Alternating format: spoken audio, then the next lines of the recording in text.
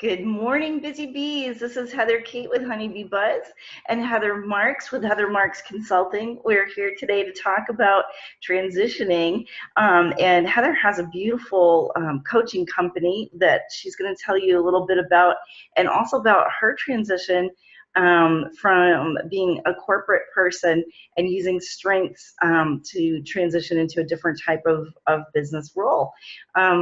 My background is that I've been doing marketing for about 20 years. I was director of communications for a humanitarian relief group. I was also a senior industrial engineer for Sylvania, the light bulb company. And these days of doing some cool interviews with really cool people. I also build websites and do social media marketing. So I'm going to hand the baton over to Heather, who will tell us a little bit about some of her interesting things in life and how those can apply to you and things that you might be interested in having her do for you. Thank you, Heather. It's always fun to have the two Heathers on. I think we made kind of a freaking crack, maybe. I don't know. But in a previous episode, and thank you for that one, we had talked a little bit about who I am with background in the corporate internal communications and employee engagement. And now as of a few years ago, I've been freelancing and really loving it. But when we were talking earlier, one of the things that came to me that people might be interested in is the decision to go freelance. I've had people tell me, oh, you're so brave. And I have to say, after 30 years of being in the corporate world, it didn't feel brave necessarily to make the decision to freelance. I'd been at least 5 years with every company I'd worked for. I'd been in a bunch of different industries, and I love to build things. This is one of the things that I found out about myself with my strengths, is that I love individuals. Individualization is my Clifton Strengths Finder's top strength. And I love to learn and develop others, and I've always been doing that. So when it came time to look for another corporate role to be in, I found myself really reluctant. And it was harder for me to make the decision to look for another job instead of saying, it's time and I want to go out there and build for myself and find and help other people build things for them. And so I had done a lot of thinking about who I am and what I'm best at and where I'm at my happiest and most productive. And really it's helping other people make things great and do the things that they want to do in their lives and for their organizations. So that was really the trigger for me. And I imagine for you too, you've had a lot of different changes in your career and making the leap from working for a corporation to working for yourself. Did you find that a similar experience for you? Yes, and also I actually, although I loved many things about the corporate world, I love working for myself. And I think that was always my primary career goal. And in fact, some of my first jobs out, I met some consultants, and I was asking them, how do you become a consultant? I think I was like, I was in my early 20s, and they were looking at me like, you have to have, skills. That's totally true, because I have a lot of younger people asking me, oh, I really want to do this for myself. And I'm always thinking, get some experience under your belt, understand what it is to be on that side of the fence. And that makes you much more effective at listening and understanding where your clients are coming from to then be able to serve them appropriately.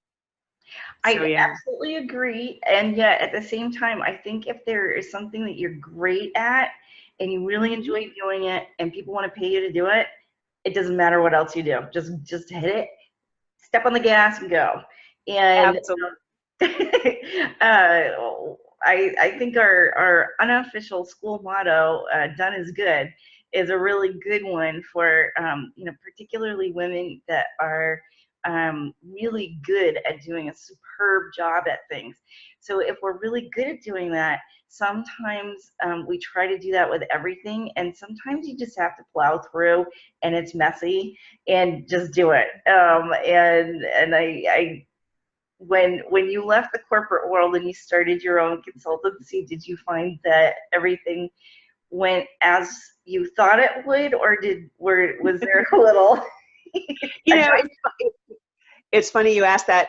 It never goes as I expect. Nothing ever does. And I think that's one of the hallmarks of being prepared to be on your own, is thinking about the what ifs and being prepared for not knowing what's next. I think that might be the hardest thing, is the uncertainty.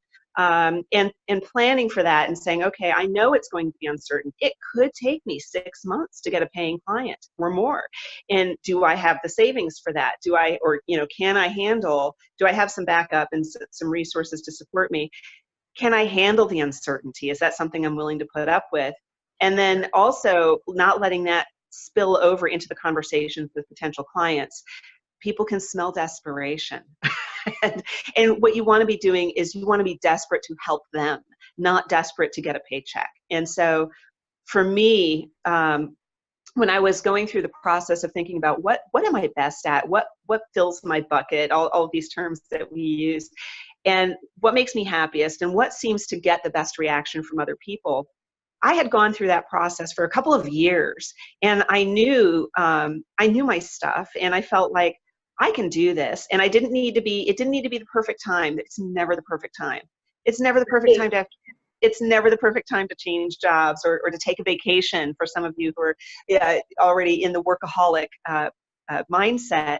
And so taking the leap, as you said, done is good. Sometimes you just have to do what you can and then just go, and not let perfect be that enemy of getting things done or of doing it well enough to move forward. So yeah, and it's interesting because you asked the question about the kinds of things that I wasn't expecting. I wasn't expecting to get a client right away, and I actually did.